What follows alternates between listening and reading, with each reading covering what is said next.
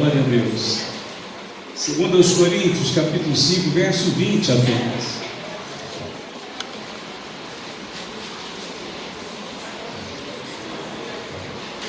Glória a Deus. 5:20, segundo aos Coríntios. Vamos ler juntos? Quem abriu a Bíblia aí? Vamos lá. De sorte que somos embaixadores da parte de Cristo, como se Deus por nós rogasse. Rogamos, pois, da parte de Cristo, que vos reconcilieis com Deus.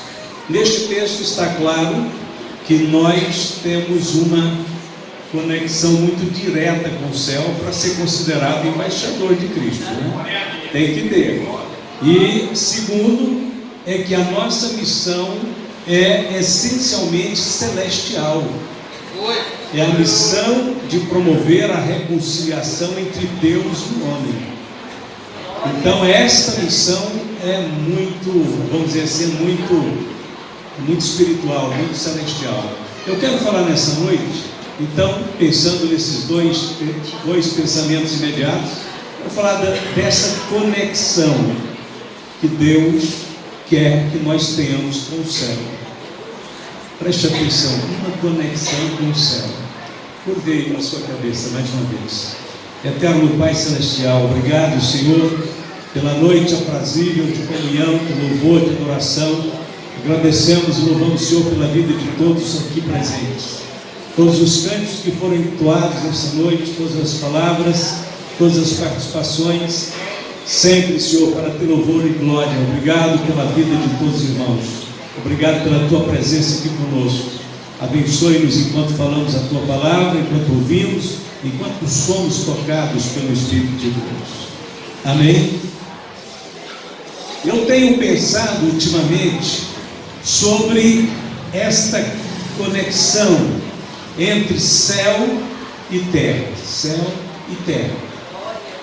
Jesus disse em Mateus capítulo 6, verso 10, ele disse: venha o teu reino, seja feita a tua vontade, assim na terra como no céu. Ora, está claro pela Bíblia que Deus tenciona, Deus propõe que haja uma interação entre o céu e a terra. Essa interação, esse intercâmbio, essa conexão, que estou usando o termo conexão, dezenas de homens e mulheres do passado que viveram neste mundo tiveram essa estreita relação com o céu, vivendo aqui na terra, andando neste mundo, mas tendo uma ligação muito direta com o céu. Estes homens e essas mulheres pagaram caro por isso, mas mantiveram este contato durante a sua caminhada. Se Deus sempre planejou que houvesse esse intercâmbio, então agora é a nossa vez. Agora é a nossa vez. O que Deus fez, o que Deus estabeleceu neste mundo, céu e terra, terra e céu, através de Abraão, através de Isaac, de Jacó, através de Paulo, através de Pedro, através dos pais da igreja, através dos homens do passado, é o que Ele espera de nós hoje. A perfeição do céu inspirou estes homens a ter perfeição na terra. O que você acha que pode ter movido o coração de David Bryan, um rapaz que morreu com 29 anos, porque foi tomado pelo ímpeto do Espírito Santo de Deus e deu a vida dele curta e jovem, deu ela toda para evangelizar os indígenas americanos. David Bryan morreu com 29 anos.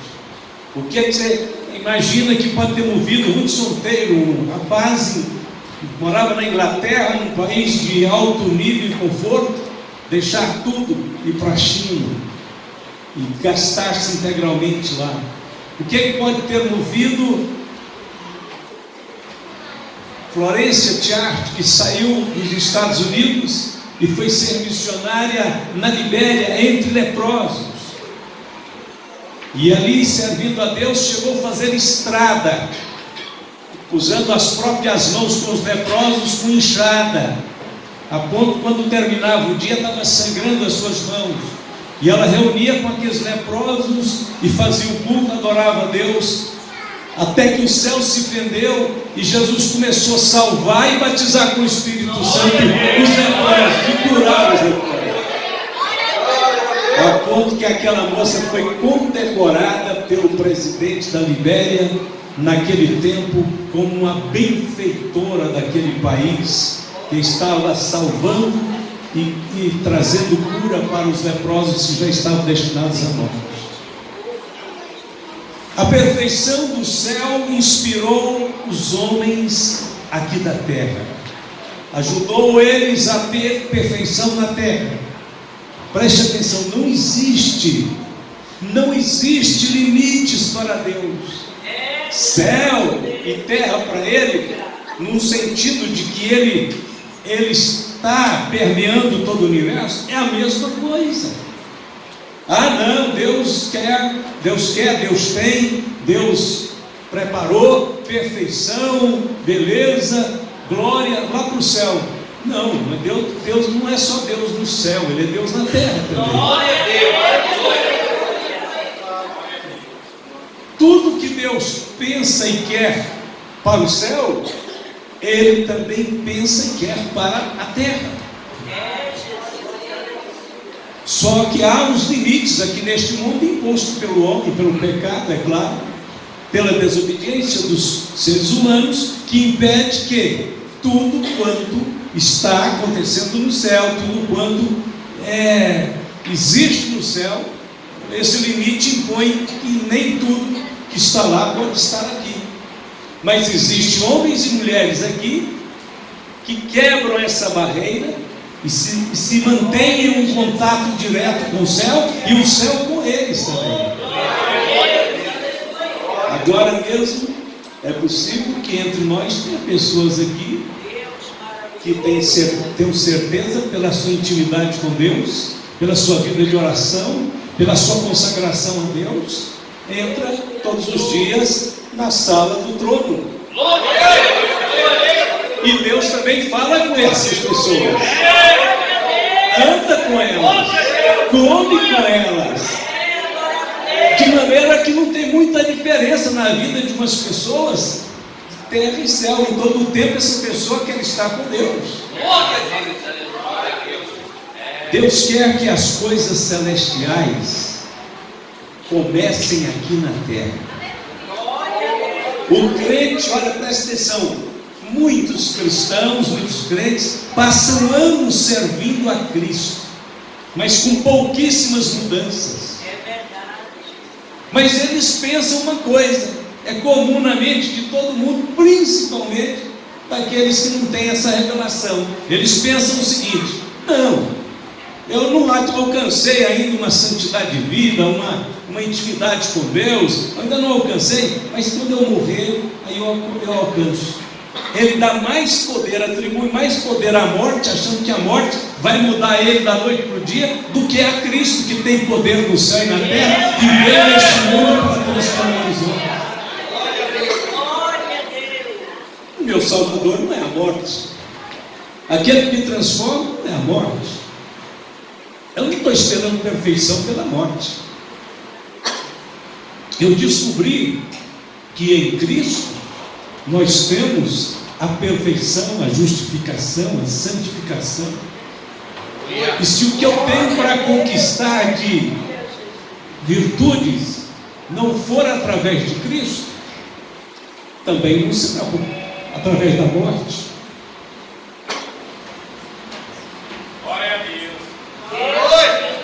De maneira que para mim a morte continua sendo um inimigo e não uma ponte de salvação para mim. Para mim a morte continua sendo um castigo. Para mim a morte continua sendo um pavor. Não é que eu tenho medo da eternidade, mas eu queria muito ir para o céu sem precisar de morrer. Isso Deus sabe que eu sonho. Eu espero o arrebatamento antes. Aleluia! Nós estávamos saindo daqui ontem e brincamos ali, né? Diz, olha, eu não tenho medo de morrer, mas também não estou com pressa. E alguém, quando sempre está no velório, tem aquela história, né? Nós todos estamos na fila. Não, pode cortar essa fila, pode passar. Essa é a única fila que ninguém briga para ser o primeiro. O crente tem que entender então que ele não tem que ficar sonhando, almejando com a morte, pensando que na morte toda a deficiência dele, toda a limitação dele, toda a falta de consagração dele vai ser resolvida. Não, tem que ser resolvida agora. Cristo é o seu Salvador. Cristo é o Senhor da nossa vida. Eu não tenho nada com morte. Morte é o último inimigo. Vai ser colocado debaixo dos nossos pés um dia. Mas Cristo estará no trono. Ele é o Senhor da glória.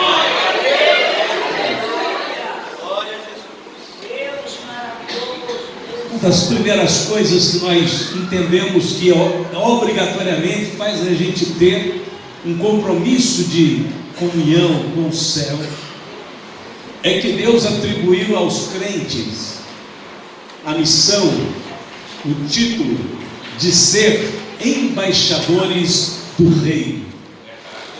Quando o governo brasileiro estabelece uma embaixada em outro país, aquela embaixada tem que representar bem o Brasil. Senão é vergonha, uma vergonha para o governo brasileiro, por exemplo, mandar um embaixador despreparado, organizar uma embaixada mal arrumada num outro país. É vergonhoso, nenhum governo faria uma coisa dessa. Eles mandam o melhor, o homem mais preparado. Eles preparam o prédio, as instalações mais bonitas e perfeitas. Por quê? Porque aquela embaixada vai representar o Brasil lá naquele lugar. Na realidade, uma embaixada, desde a entrada, desde a porta daquele local físico aonde o embaixador vai representar o seu país, desde a entrada até o último aposento que tiver dentro daquele prédio, tudo que tiver ali dentro tem que lembrar o Brasil, tem que ter a bandeira do Brasil, tem que ter quadros, pinturas advindas do Brasil. Os móveis têm que lembrar a cultura brasileira, o estilo brasileiro. O idioma é o português lá dentro.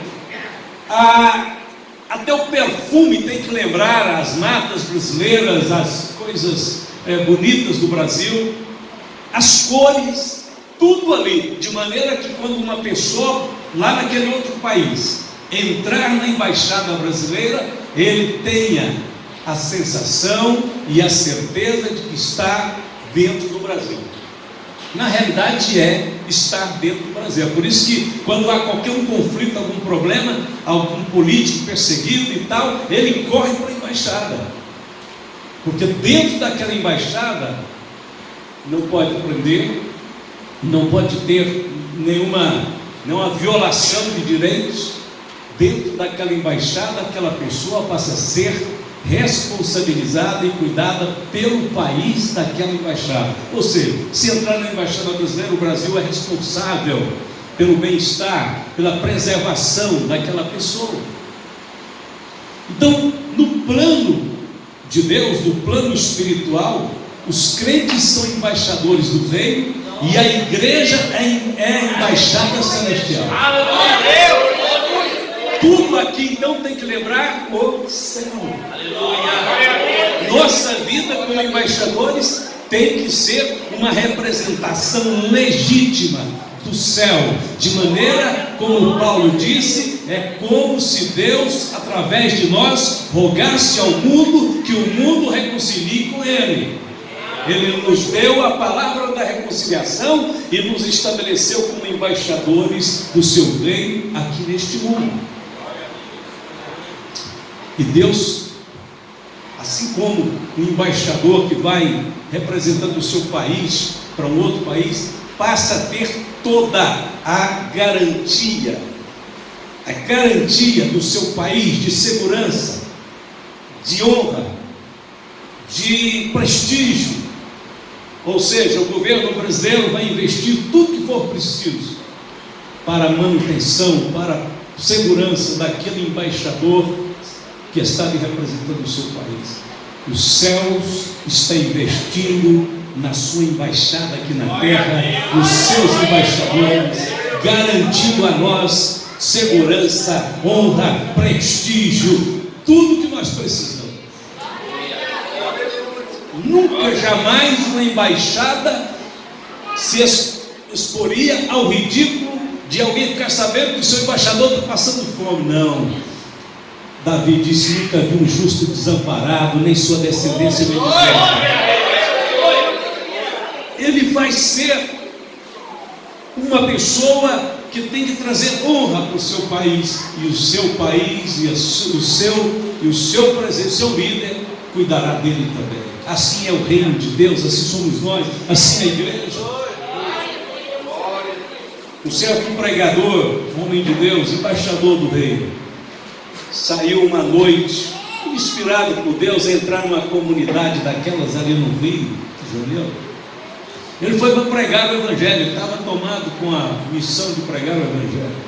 E logo que ele entrou na comunidade, com a Bíblia aqui na mão, a pé, para não suscitar nenhuma dúvida, ninguém ter medo dele, de que ele estivesse ali como um outro bandido, às vezes disfarçado. E ele já foi começando a abordar pessoas e pregar aqui, prega por lá, mas um bandido mesmo daquela comunidade, muito mal intencionado, começou a espreitá-lo. Foi andando de longe, olhando para onde queria, para onde ele passava, e ele começou a abordar pessoas, orar com pessoas, e Deus começou a abençoar. E ele parou numa esquina e pregou o evangelho, e apareceu muita gente, e houve um respeito àqueles marginais, aquela turma da pesada, disse: não toque nesse homem, deixa ele pregar, deixa mais um. O outro, o bandido que o espreitava, estava com má intenções, querendo outras coisas, e foi seguindo. Já era noite, foi ficando tarde, e o pregador sentiu que tinha terminado a sua missão ali, já muito tarde, já meia-noite, 1h da manhã. Resolveu sair da comunidade, descer o morro, e o bandido foi para frente, lá na frente, num lugar onde havia uma pequena viela estreita, e ficou lá escondido quando o pregador vem descendo, cantando um hino, louvando a Deus, dizendo: Senhor, salve esse povo, abençoe esse que eu orei, esse que eu preguei. E a hora que foi passando perto do bandido, o bandido ia abordá-lo naquele momento, mas por alguma razão misteriosa, quando ele chegou perto do bandido, ele olhou para o rapaz e sorriu e disse: boa noite, o Senhor dos Exércitos está conosco, Deus de Jacó é o nosso refúgio, amém? O bandido ficou assim meio que estatalado, sem saber o que fazer, disse: boa noite, amém. E o pregador passou tranquilo, mas só que aconteceu um fenômeno. O bandido ficou falando toda a vida lá: boa noite, amém, boa noite, amém, boa noite, amém. Depois de 50 boa noite, amém, o pregador já estava 500 metros na frente, aí veio um homem correndo atrás: pregador, pregador, pregador, pregador. Que é isso, moço? Que desespero é esse? Por que esse desespero? Ele disse: não, até que passou todos os seguranças que estavam com o senhor, eu estou cansado de falar boa noite, amém, e com medo demais, olhe por mim, eu estava com mais emoção, abençoa, me ajuda, não deixa aquela turma me pegar não, porque eu nunca vi soldado tão grande, tão forte, como os que andam com o senhor. Aí o pregador deu só uma pensada assim: não, é assim, é verdade, aos seus anjos dará ordem a teu respeito para te guardar naqueles pessoas. Isso é porque o embaixador tem seguranças para cuidar dele aqui neste mundo. Não temas, o Senhor é contigo, o Senhor te guardará de todo mal. Ele guardará a tua entrada e a tua saída, desde agora e para sempre. O guarda de Israel não tosquenejará, aquele que te guarda não dormirá, o sol não te molestará de dia nem a lua de noite. Os ímpios não têm conexão com o céu. Os ímpios estão desconectados com o céu. Por quê? Porque as coisas que eles gostam não existem no céu. No céu não tem balada, no céu não tem cassino, não tem droga, não tem álcool, não tem inimizade, não tem sensualismo, não tem músicas carnais, não tem carnaval, não tem parada gay, não tem cigarro, não tem orgulho, não tem feitiçaria, não tem idolatria, não tem prostituição, não tem lascívia. Se você quiser atormentar um ímpio, se você pudesse, é claro que não pode, mas se você quisesse atormentar um ímpio, era pegar ele ímpio aqui e levar para o céu. Era a melhor maneira de atormentá-lo, porque ele ia ficar desesperado no céu. Não tem nada do que ele pensa, do que ele gosta, do que ele faz, do que ele escuta. Ele ia entrar em pânico. Se um homem pudesse ir para o céu sem novo nascimento, ele não ficaria lá. O céu é só para aqueles que nasceram de novo e têm a natureza. Eu preciso gostar do céu, mas o ímpio não gosta. Nós amamos o céu. É a nossa casa. Nós sentimos que de fato nós estamos apenas como peregrinos neste mundo, mas nosso lar é lá. Porque lá tem tudo que a gente gosta. Lá tem amor, alegria, gozo, benignidade, mansidão, fé, temperança. E nós amamos as coisas de Deus, a justiça, a verdade, a pureza, a santidade. E isso é o céu. Se nos levar para o céu, nós estaremos em nossa casa, nós estaremos em nosso lar. O que tem mais no céu que faz toda a diferença? Lá tem Jesus. Os ímpios correm de Jesus, os crentes correm para Jesus. A maioria das coisas que as pessoas esperam que vai acontecer no futuro, não é para o futuro, é para o presente.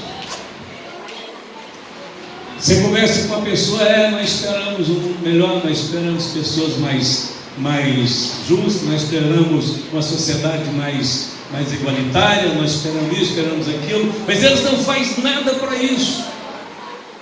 Tudo que eles esperam para o futuro é o que a igreja já está vivendo no presente. É a nossa vida diária hoje. Fizeram uma cavalgada para a paz lá em Trindade e terminou numa briga feia da noite. Diz que era cavalgada para a paz, tinha tapa para todo lado, pescoção, e a turma estava lutando pela paz.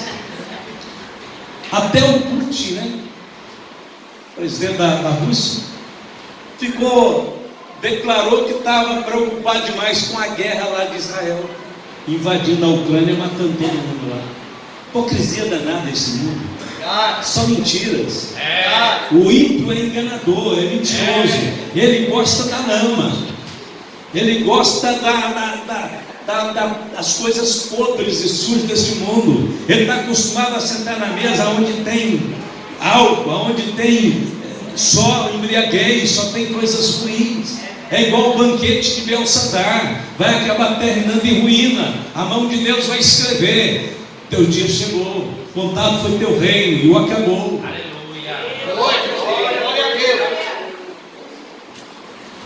A maioria das coisas que as pessoas esperam acontecer no futuro não é para o futuro, é para o presente. O Senhor Jesus disse: a tua vontade seja feita hoje na terra como é feita no céu. Isso é para o futuro, não é para agora. E nós estamos aqui para dizer: Jesus, eu quero fazer a tua vontade. A tua vontade é minha alegria, meu prazer. Senhor, ainda sou defeituoso, mas eu não estou bem, não estou feliz, não estou conformado com nenhum erro. Eu quero ficar livre deste velho homem. Eu quero ficar livre destas fraquezas. Eu quero ficar livre dessa limitação. Eu quero glorificar o Senhor na sua presença. Tendo por certo isso mesmo, que aquele que em vós começou a boa obra aperfeiçoará até o dia de Jesus Cristo. Você tem que ser hoje o que espera ser amanhã. Eu vou ser um crente de oração. Então começa já. Não é para amanhã, não, é para agora. Eu quero ser um crente fervoroso, cheio do Espírito Santo, muito fogo na minha vida, mesmo de Deus. Então é agora, meu irmão.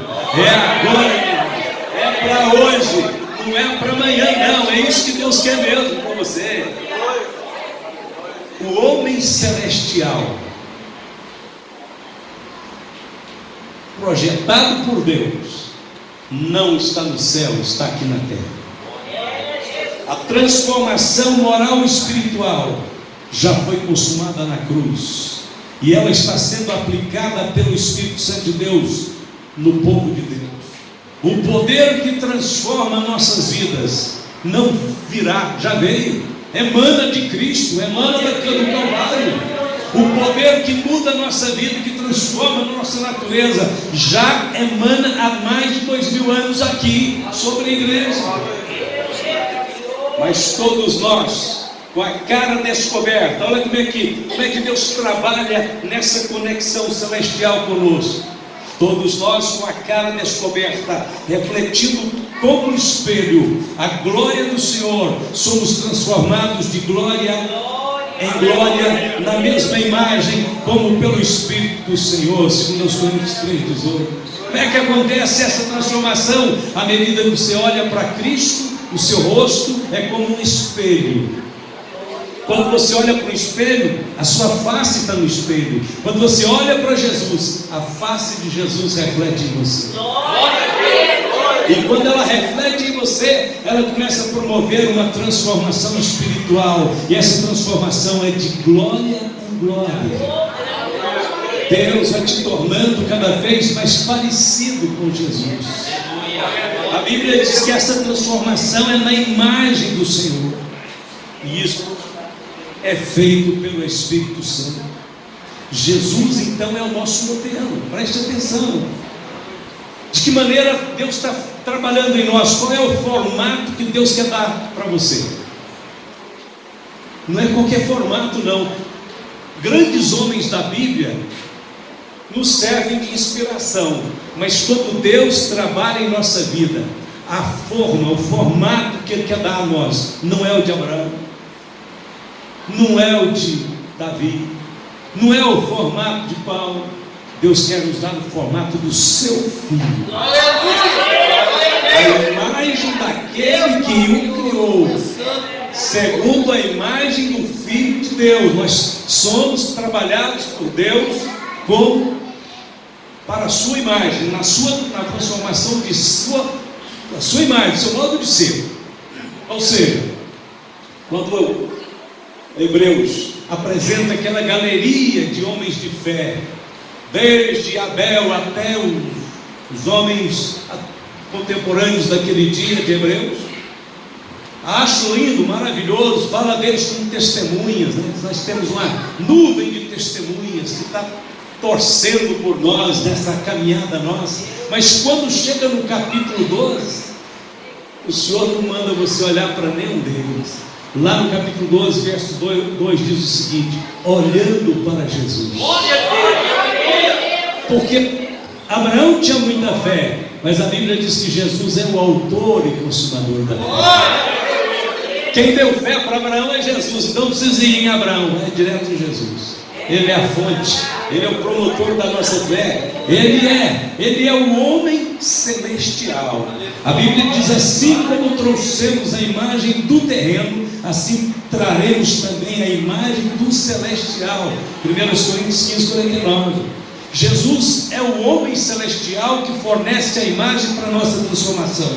O nosso modelo então é um homem forte, é um homem perfeito, é um homem glorioso. Tudo aquilo que Jesus é isso que é o modelo de Deus para a nossa vida. Paulo escreveu: irmão, vós que sois espirituais. Nós somos o homem espiritual. Nós não vamos ser, não é quando chegar no céu. Não, nós somos homens espirituais hoje. Paulo disse: vos vestistes do novo. Já vestimos de um novo. De que novo é este? Que se renova para o conhecimento segundo a imagem daquele que o criou. Colossenses 3:10. É bom entendermos uma coisa: nós estamos numa estrutura humana, mas nós vivemos além dessa estrutura humana. Esse corpo vai perdendo um pouco assim da sua realidade para nós que vivemos numa vida, numa dimensão no espírito, certo? Eu até acredito que essa dimensão do Espírito ajuda a rejuvenescer o próprio corpo. No certo sentido, um homem que vive cheio do Espírito Santo, eu creio que ele vai se conservar mais tempo, mais bonito, mais jovem, mais forte, mais alegre, mais saudável, todo sentido, porque o Espírito de Deus é o Espírito de vida. Então a gente vai perdendo essa perspectiva muito humana. É por isso que a gente não fica nem preocupa com alguns defeitinhos, alguns probleminhas que surgem, porque você está numa dimensão de vida no Espírito. Há uma alegria, há um brilho, há um poder que penetra dentro de você, que supre as suas necessidades. Paulo disse assim: olha, vivendo neste mundo, não confiamos na força da nossa mente ou de nossos músculos para nos defender de nossos oponentes. Ao contrário, as nossas armas de combate são poderosas em Deus para derrubar até mesmo as fortalezas de Satanás. A nossa força emana de nossa comunhão com Deus, de nossa conexão com o céu. Essa força é maior do que uma pessoa pode imaginar. Uma irmã chegou em casa alegre. Sua esposa não era crente e era um pouco aborrecido com a igreja. E ela chegou rápido, pega uma coisa, pega outra, arruma, prepara, ia para a igreja. Tinha um grande culto na igreja. E o esposo aborrecido ali, contrariado no canto, diz: hoje você não vai na igreja. Ela disse: hoje eu não posso deixar de ir na igreja. Hoje eu tenho que estar na igreja. Esse negócio de igreja, essa igreja para lá, igreja para cá, igreja para lá, igreja para cá. Tirou um revólver. Disse: ó, você quer saber de uma coisa, mulher? Eu já estou por aqui com esse negócio de igreja. Se você sair por aquela porta ali, eu vou te matar, vou te dar um tiro. Um revólver em punho. A mulher olhou para ele: se essa igreja, esse evangelho, isso tudo que você está falando, você precisa saber de uma coisa: nós só estamos com o nosso lar de pé por causa dessa igreja e do Deus que eu sirvo. Você só está vivo porque eu oro por você todo dia. Deus tem te guardado. Deus já me falou, te livrou da morte muitas vezes. Nós só estamos ainda juntos porque eu temo a Deus e quero o melhor para a sua vida. É por causa dessa igreja mesmo que eu estou aqui. E o homem ficou com o olho escapulado dela falando. Ele disse: então você tinha que dizer, era graças a Deus, porque eu não estou indo para farra, não estou indo para festa, eu não estou indo para nenhum réveillon, eu estou indo para a casa do Senhor, orar pela sua vida e pelo nosso lar, nossos filhos, nossa família. O homem está lá com o revólver, já me trema. Aí ele disse: tem mais uma coisa. Se você puxar o gatilho, eu vou para o céu. Se você não puxar, estou indo para a igreja. E virou as costas e disse: estarei orando por você. E vazou, saiu. Passado uma meia hora, o homem chegou atrás lá na igreja, sentou num banco bem escondido para ela não ver. E quando chegou na hora do apelo, foi para frente do dia da misericórdia de Deus. E Deus o salvou, porque ele viu que aquela mulher não brincava de ser crente, não. O negócio dela com Jesus era sério. Ela não tinha medo nem de revólver, nem de bala, nem coisa nenhuma, ameaça nenhuma. Por quê? Porque supera, sabe? Medo da morte, medo de ataque, de crueldade. Deixa de existir. Você sabe que você é um homem que está além das limitações deste corpo humano. Paulo disse: não somos devedores à carne. Eu tenho que falar uma coisa importante aqui agora. Não somos devedores à carne. Paulo escreveu assim, vou ler o texto: de maneira que, irmãos, somos devedores não à carne, para viver segundo a carne. Porque se viveres segundo a carne, morrereis. Mas se pelo Espírito mortificardes as obras do corpo, vivereis. Romanos 8, 12 e 13. A palavra aqui: não somos devedores, ou seja, nós não estamos sujeitos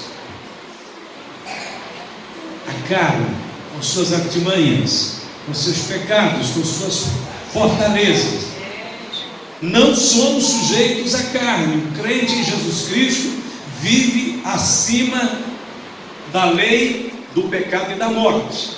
Nós somos guiados pela lei do Espírito de vida. A lei do Espírito de vida que está em Cristo Jesus. Você não é servo mais do pecado, você é servo de Jesus. Você obedece agora ao Espírito de Deus e não à sua carne. Eu acho estranho demais, eu acho terrível demais, mas dentro de igreja tem de tudo, né? Acaba acontecendo de tudo. Outro dia eu ouvi alguém falando assim: eu sou fominha para o futebol mesmo, não consigo ficar muitos dias sem jogar bola. Enquanto muitos deviam dizer: eu sou fominha pela oração. Não consigo ficar muitas horas sem orar. Eu não deixo de ir para a igreja por nada. Infelizmente é o seguinte: muitas brincadeirinhas podiam ser até inocentes, até distração para adolescentes e jovens, às vezes acaba sendo uma regra dentro da igreja, a ponto de mudarem cultos para dar lugar a entretenimento. A igreja está sendo fortalecida no campo de futebol ou na sala da oração? É aqui que nós ganhamos a guerra contra o Satanás, ou é lá no campinho, na brincadeira? Quando pessoas são ordenadas para o santo ministério e gastam mais tempo com essas diversões, essas brincadeirinhas, do que com a oração, do que com a dedicação a Deus, com a vida de fé, de dedicação. Muitos hoje são consagrados a presbítero para ir para a igreja de tênis, calça de jeans e camisetinha popular. Por quê? Porque nunca espera que Deus vai usar. Que ele nunca está sonhando que Deus quer usar, que ele nunca almeja ser um instrumento na mão de Deus.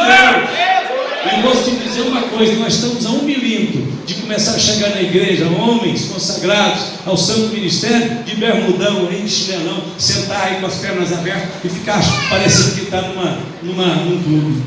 Está a um passo para chegar nesse clube. E o pior é que tem pastores que acham que está tudo bem, está tudo certinho. Isso é ótimo para o inferno, não para o céu, não para a glória de Deus. Você tem que saber até onde você vai com este mundo. Esse mundo quer que você sorria com ele, que você brinque com ele, que você divirta com ele. Só que o dia que ele tiver um problema, você é o último crente que vai pedir oração. Você sabe, ele sabe que você anda com ele, você fala a linguagem dele, você gosta das coisas que ele tem, e aí ele sabe que você também não tem poder. Não é que eu escolhi ser, não. Quando Jesus me salvou, eu acho que eu sofri demais no mundo.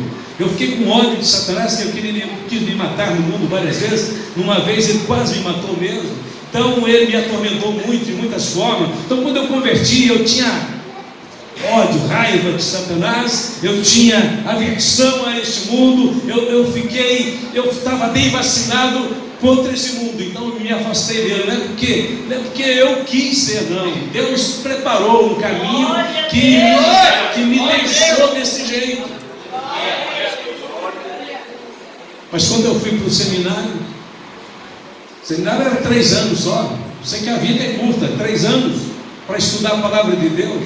Então lá no fundo do seminário tinha um campinho de futebol. A turma brincava lá, não era contra eles brincarem, mas eles implicaram comigo porque eu não ia brincar com eles.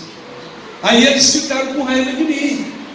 Por quê? Porque tudo que eu pregava na igreja, eles achavam que eu estava contra eles. Eu não estava contra eles. Eu estava ensinando e pregando a palavra de Deus. Um dia eles chegaram e disseram: que você prega na igreja? Era na igreja que a gente ia, né, o grupo, e lá eu tinha mudado para pregar. Eu era o único do seminário que pregava nos cultos de domingo da igreja da Assembleia de Deus em Pindamonhangaba. O pastor me dava essa honra. Eu não contei para ele que era obreiro, não contei que era nada. Ele descobriu, me pôs no culto e começou a me dar oportunidades. E aí os amigos, um dia lá do seminário, disseram que queria fazer uma comissão, que quando eu ia pregar, eu pregava contra eles. Falava: eu preguei contra o mundo e contra o pecado. Vocês estão enquadrados nessa dimensão aí. Vocês não vieram para ser preparados para ser pastores, para ser missionários? Que tipo de igreja vai receber vocês se vocês gastarem mais tempo no campinho de futebol do que na oração? Que tipo de igreja vai ser essa? Verdade! Olha, tome muito cuidado com a questão que o mundo trabalha em cima dela. No Brasil, futebol é idolatria. Pode ser que em outros lugares seja uma diversão infantil. Não sou contra criancinhas brincando, adolescentes brincando, mas no Brasil o futebol se tornou idolatria. Tanto é que os comentaristas, as pessoas que são especializadas em futebol no Brasil, dizem que os estádios são templos, são santuários. Eu já vi muitos comentaristas dizendo: esse estádio é um verdadeiro santuário. E geralmente o futebol tem tentado tomar o lugar de Deus, porque as principais competições e decisões é no domingo, o dia do Senhor, o dia que todo mundo devia estar na igreja. E tem gente que chega na igreja que é uma tristeza, é uma palidez, é uma múmia, para ser mais delicado possível. Mas quando vai no estádio, vai numa festa de comemoração, num aniversáriozinho de família, ele fica todo elétrico, ele fica todo aceso, ele dá salto. Lá no campo de futebol, então, dá grito toda altura. Aqui, se der um glória a Deus perdendo muito forte, ele cai da cadeira. Está tão despreparado que ele não fala aqui dentro. Vai lá no campo, o fica toda acelerado. Irmão, na hora de muita gente criar uma vergonhazinha e dizer: eu vou ser crente de verdade, eu sou embaixador do reino. O mundo tem que olhar para mim e respeitar que eu sou um representante de Deus na terra. Eu posso sim expulsar demônio, curar enfermos, eu posso mostrar o caminho para esta geração corrupta e pecadora. Deus me pôs aqui como luz. Deus pôs aqui, nos colocou aqui como sal da terra. Paulo disse aos irmãos de Corinto: eu não quero saber qual é o seu sobrenome, o sobrenome de sua família, porque tem gente que acha que o orgulho dele é que ele é da família fulano de tal, né? Sobrenome. Paulo disse: eu não quero saber o sobrenome de sua família, eu não quero saber a sua formação acadêmica, eu não quero saber a sua postura física. Daqui por diante a ninguém conhecemos segundo a carne. Se alguém está em Cristo, aí sim, nova criatura é. As coisas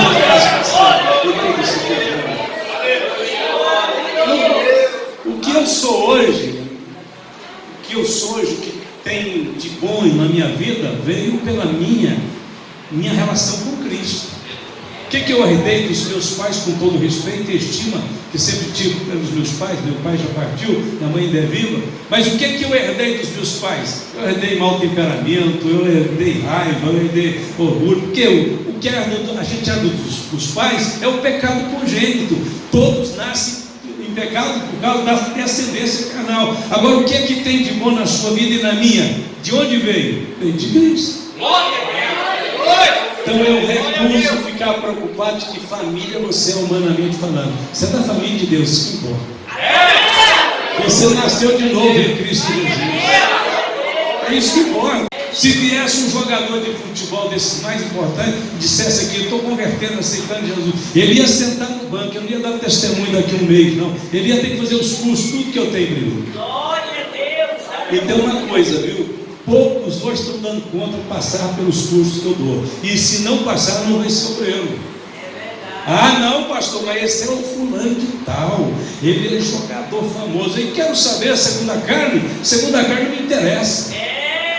Paulo disse: a ninguém conhecemos segundo a carne. Ah, mas o ex-padre, ex aquilo, ex-macumbeiro. Aí tem que ralar mesmo para ser pregador do evangelho. Aí é que tem que ser provado mesmo. Aí é que tem que ser totalmente, sabe, sujeito à disciplina cristã. Irmão, as academias estão aí para aperfeiçoar a sua carne, mas o Espírito Santo também está aqui na igreja para aperfeiçoar a sua espírito. Ah, pastor, o senhor é contra a academia? Eu sou contra aquele ambiente promíscuo de academia, sim, sou contra. Compra uma esteira, vai fazer a sua caminhada em casa, lá dentro. Pastor, eu sou fitness. Eu sou fitness. Você está ficando canal demais. Que coisa feia. Então, onde que eu ia querer que minha esposa fosse vestir aqueles trajes fitness para ficar numa academia junto com ímpios lá? Um abre a perna daqui, um leva a perna de lá, o outro estufa não sei o que para cima, o outro vem outra coisa. E aí, não, estou cuidando do meu corpo. Você está cuidando da sua carnalidade.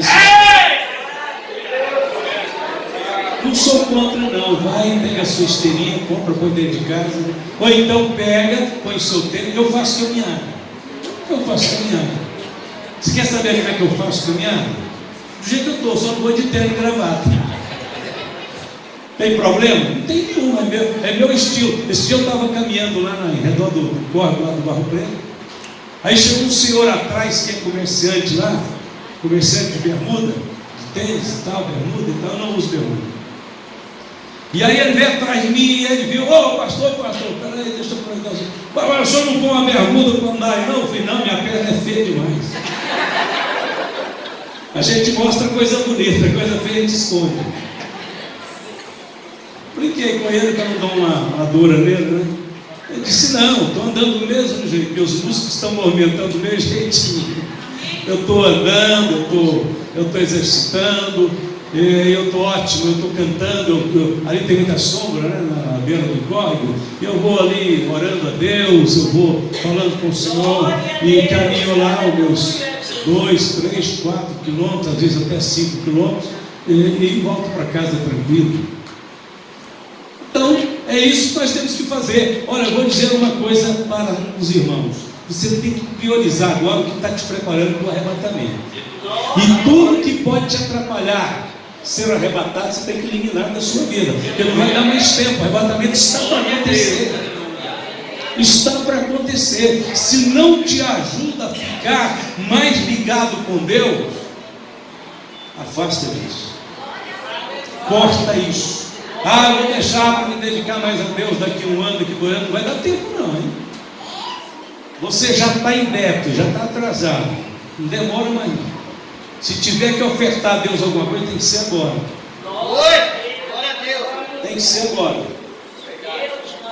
Tem gente que não entende essas coisas. Não, eu vou dedicar, eu estou muito jovem ainda para ser esse crente, desse jeito que o senhor quer, pastor.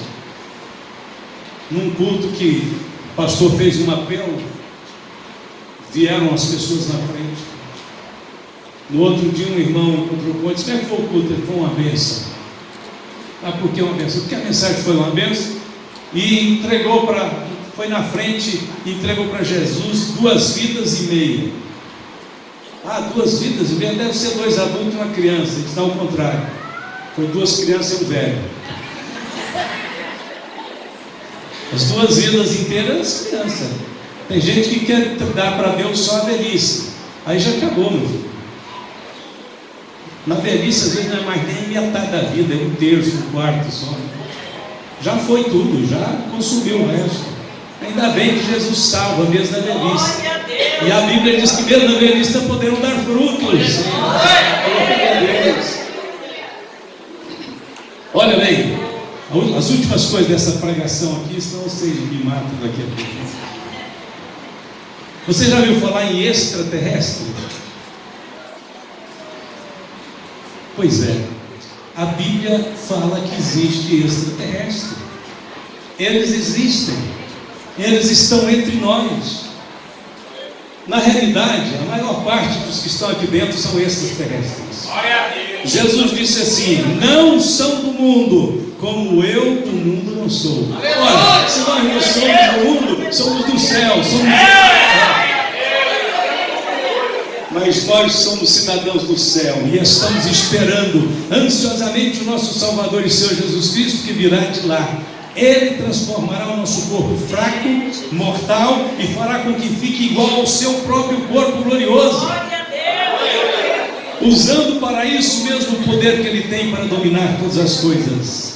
A Bíblia diz que um homem no passado, chamado Enoque, andou com Deus em meio a uma geração corrompida e perversa, e a Bíblia diz que Enoque foi andando com Deus, até que Enoque ficou mais perto da casa de Deus do que da sua própria casa. Quando Enoque andava com Deus por um longo período, Deus disse: Enoque, não volta para sua casa que é longe, vem para mim porque é perto. E a Bíblia diz: Deus o tomou para si. É assim que vai acontecer o arrebatamento. A gente vai andando com Cristo, andando com Cristo, andando com Cristo. De repente nós estamos mais perto da casa do Senhor Jesus Cristo do que da nossa. Da nossa, porque aqui é passageiro tudo. Então hoje temos que andar com Deus, a conexão dos crentes com o céu, a conexão da igreja com o céu que está mantendo esse mundo de pé. Quando o arrebatamento acontecer, o mundo vai desabar. Finalizando, para termos uma conexão com o céu, precisamos ter uma conexão com Jesus. Todo relacionamento da terra com o céu tem que ser feito mediante Jesus Cristo. Ele é o único mediador entre Deus e os homens. É preciso então andar com Jesus. É preciso então amar a Jesus. Você não vai começar a amar Jesus quando chegar no céu. Não. Você tem que começar a amar Jesus aqui na terra. Somos conhecidos no mundo espiritual pela nossa relação com Cristo. O mundo espiritual não nos respeita por conta de títulos, não nos respeita por conta de méritos. O mundo espiritual só nos respeita porque nós temos a marca de Cristo, o selo de Cristo, o sangue de Cristo, porque nós temos a justiça de Cristo, nós temos as vestes da justiça que Cristo nos deu. Por isso o mundo nos respeita. Respondendo, porém, o espírito maligno disse: conheço a Jesus, bem sei quem é Paulo, mas vós quem sois? Tem gente que o nome dele é conhecido no mundo inteiro, mas não é conhecido no céu. Aliás, é o seguinte: só tem dois lugares que o nosso nome precisa de ser conhecido: no céu e no inferno. Aqui o inferno conhecia bem quem era Paulo. O inferno disse: bem sei, conheço Jesus e bem sei bem quem é Paulo. Por quê? Porque o inferno sabe que você vive diferente, é diferente, anda diferente, tem algo diferente, tem propósito diferente. Então você é estranho. É estranho no sentido de que o inferno diz: fora com esse, sai desse. Esse aí só vive prejudicando nosso trabalho maligno. Esse aí nós sabemos bem quem é essa pessoa. Tá tudo bem. É bom mesmo que os irmãos conheçam o nosso nome. Mas o mais importante que diz: os vossos nomes estão no céu. Alegrai-vos por isso, não porque os demônios sujeitam a vocês. Finalizando, em 1959, o guerrilheiro Fidel Castro tomou o poder do ditador da ilha cubana de Fulgêncio Batista. E Fidel assumiu a presidência de Cuba com uma proposta de, em 18 meses, instalar uma assembleia, um governo, um regime democrático, participativo. Em 18 meses, dá direito ao povo cubano até de eleger seus representantes. Resultado: depois que Fidel Castro tomou o poder, foi governar em Havana, na capital de Cuba, em vez de se tornar aquele homem que prometia liberdade para o povo, ele dominou o povo cubano. E ao invés de, em 18 meses, da liberdade para o povo votar, ficou 62 anos no poder, a família Castro. Só saiu porque morreu. Adotou o regime comunista e afundou aquela nação, aquele povo, a miséria, a pobreza. Os carros mais novos que tem em Cuba devem ser de 1958. Os mais novos que tem lá. Pobreza total, despreparo total. Algumas coisas que eles falam de Cuba é tudo mentira, não tem nada de bom lá. Nada de bom. Mas tem profissional, tem médico. Os médicos que vieram de lá teve que mandar tudo embora para trás. Estava longe de ser no nível dos médicos que tem no Brasil. Estava longe. Não passava nos testes. Bom, aí Fidel Castro, quando assumiu o governo, se tornou um ditador. E o primeiro alvo do comunismo, irmãos, não é a favor de leis, de regras, de bobagem, é contra a igreja. Esse comunismo de Cuba, que influenciou muitas ideias, muitas cabecinhas nessa América do Sul aqui, inclusive alguns que estão bem perto de nós, aqui mesmo dentro do país, É o regime mais miserável que existe no mundo. Acabou lá na Rússia, a União Soviética fracassou, mas o regime cubano ficou se autossustentando na miséria e na pobreza, dando apenas para os dirigentes o prestígio e o privilégio. O resto, o povo que se lasca. É isso que o regime comunista sempre fez, que o povão se lasque. Importante, quando o comunismo caiu lá na Europa, no leste europeu, junto com a União Soviética, vários países eram adeptos ao comunismo. A principal lei do comunismo era o ateísmo, ou seja, Deus não existe. Até hoje é assim. Até hoje é assim. Bandeiras vermelhas com martelos e picaretas e tal desenhado, é tudo farsa. Não é a favor dos trabalhadores, não, é a favor deles mesmos. Em Bucareste, na Romênia, quando o comunismo caiu, o povo estava fazendo fila para pegar 1 quilo de comida por dia para a família inteira, lá no subterrâneo da cidade de Bucareste, aonde os comunistas estavam, que eram os governantes. Tinha geladeiras abarrotadas de alimento, todos apodrecendo, porque eles tinham do bom e do melhor, e o povo passava fome. Mas vamos lá atrás, 1959, Fidel Castro toma o governo, assume a liderança, torna-se um ditador realmente disposto a nunca deixar mais o cargo até morrer, e faz o pior, começa a perseguir todos os pregadores que existiam dentro de Cuba. Começou a mandar prender, começou a mandar matar alguns, foi acabando com a religião, com a fé cristã. No meio daqueles pregadores havia um pregador muito temente a Deus, piedoso, Charabe Hernandes. Aquele missionário, pastor Hernandes, foi preso e trazido pessoalmente na presença de Fidel, porque ele era muito influente, era um homem de Deus.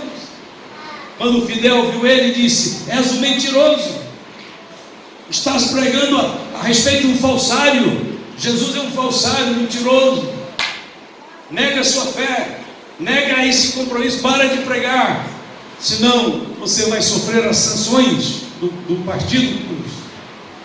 O pastor Hernandes disse: jamais negaria o Senhor Jesus Cristo. Ele disse: leva ele para a cadeia. Depois nós vamos discutir o fim dele. Jogaram ele na cadeia. Nos dias seguintes, descobriram que ele tinha esposa e filhas. Prenderam a esposa e 2 filhas, levaram a sua família para o presídio. E numa manhã daquelas lá, os soldados entraram na sua cela, meteram a baioneta nas suas costas, empurraram ele na parede, levaram ele até a janela daquela cela e disse: olha lá para o pátio. E aí apontou no pátio a esposa, a filhinha de 3 anos, a filhinha de 5 anos, e eles disseram: você vai negar Jesus ou vai continuar pregando essa falsa mensagem que você prega, desse falso Messias? Ele disse: eu continuarei pregando. Eles mandaram vendar os olhos da primeira criancinha mais pequena, puseram ela no corredor com a mãozinha amarrada para trás e disse: você vai negar? Ele disse: não. E eles executaram aquela menina. Ele, no desespero, no pranto total: Jesus, Jesus, Jesus, Jesus. Trouxeram a segunda menina. Agora é a segunda filha. Você vai negar Jesus? Dizem que este hino surgiu através desse mensageiro. E ele olhava, chorando com lágrimas correndo dos olhos, e começou a cantar: estou seguindo a Jesus Cristo, este caminho eu não desisto.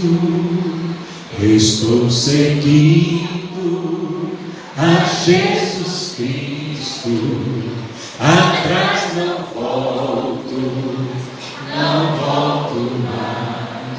Puseram a menina e executaram a segunda filha. Ele, em pranto efusivo, desesperadamente clamava: Jesus, por favor, me ajude, me ajude. Trouxeram a esposa dele. Quando a esposa dele apareceu, amarrada já com suas mãos para trás, Ele disse: Senhor, agora eu não aguento, Senhor, não suporto, não tem como. E ela escutou ele chorando e suplicando a Jesus, e lá do pátio ela dizia: Hernandes, não negues o Senhor Jesus. Aleluia! Breve estaremos no céu. Ninguém pode impedir, nós somos do céu. Iremos para o nosso Senhor. Fica firme. E eles gritaram novamente: você vai negar ou não? Ele disse: não. Se você não negar, sua esposa vai morrer. E ele, num choro efusivo, clamando e ouvindo a voz da sua esposa dizendo: não negue, não negue. E ele disse: estou seguindo a Jesus Cristo, deste caminho eu não desisto. Estou seguindo a Jesus Cristo, atrás não volto mais. Eles dispararam e a sua esposa caiu pelo chão. No meio daqueles corpos, agora eles tiram ele da cela, descem ele para o pátio e ele vê suas filhinhas mortas, ensanguentadas, sua esposa querida, que ele olhou para o rosto dela pela última vez, com lágrimas, caiu, e ele disse: agora é a tua vez, você vai negar o Senhor Jesus? Ele disse: não. Agora eu estou mais do que nunca decidido que vou me encontrar com a minha família daqui a pouco. Façam, por favor, se querem me executar, executem rapidamente. Vamos vendar seus olhos. De jeito nenhum eu vou morrer, mas olhando para a face do meu Senhor. E enquanto ele cantava pela última vez: estou seguindo a Jesus. Vamos de pé. Deste caminho eu não desisto. Estou seguindo a Jesus Cristo, atrás não volto mais. Até que ponto você está pronto para ir com Jesus? Até que nível você está comprometido com o Senhor que é do céu? Até que ponto o céu pode confiar em você? Até que ponto o Senhor pode depositar a glória dEle, o nome dEle, o sangue dEle sobre a sua vida? Você está pronto hoje também a dizer: estou seguindo a Jesus Cristo e deste caminho eu não desisto. O diabo levou um susto com essa igreja, porque eles têm certeza que nós não estamos brincando de ser crentes. Nós estamos aqui para ir com o Senhor até a morte, se for possível. Na realidade, a morte não significa nada. Nós somos homens celestiais. Nós estamos em conexão com o céu. Nós somos mais inteiros, íntegros e completos na presença de Deus no céu do que dependendo das estruturas humanas fracassadas. Nem este corpo não é a nossa base. É o homem que está aqui dentro, o homem interior, gerado pelo Espírito de Deus, é que dita as regras, que impõe o ritmo, que diz para nós o que devemos fazer, até onde devemos ir com Jesus Cristo. Não fazemos coro com este mundo, não dançamos na música deste mundo, não estamos imitando este mundo. Nós estamos, o mundo está indo para um lado, mas para o outro, bem diferente. Somos seres celestiais, já nos consideramos celestiais, porque trazemos a imagem daquele que é celestial. Levante as suas mãos, agradeça a Jesus porque te escolheu, agradeça a Jesus porque te comprou, agradeça a Jesus porque o sangue dele te justifica.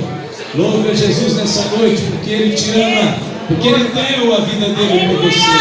Ó Deus, querido Pai Celestial, Nós te exaltamos nesta noite, Senhor, invocando a tua presença e declarando: tu és tudo, Senhor, em nossa vida. Tu és o melhor, tu és o mais perfeito, mais santo, mais glorioso. Nós estamos, Senhor, completamente dominados pelo teu amor, pela tua presença, pela tua graça. Jesus, nós amamos os nossos filhos, amamos nossos pais, amamos nossos irmãos, mas nós te amamos acima de todas as coisas. Amamos o Senhor com todo o nosso coração, alma, toda a nossa mente, todo o nosso entendimento. E por isso, Senhor, te declaramos nessa noite: tu és, Senhor, o nosso amado. Nosso amado nos pertence, nós somos dele e ele é nosso. Glória seja dada a ti para sempre, Senhor. Bendito seja o teu nome. Reina, seja glorificado em nosso viver, hoje e sempre, em nome de Jesus. Vamos aplaudir o Senhor da glória. Aleluia. Pode sentar, pastor.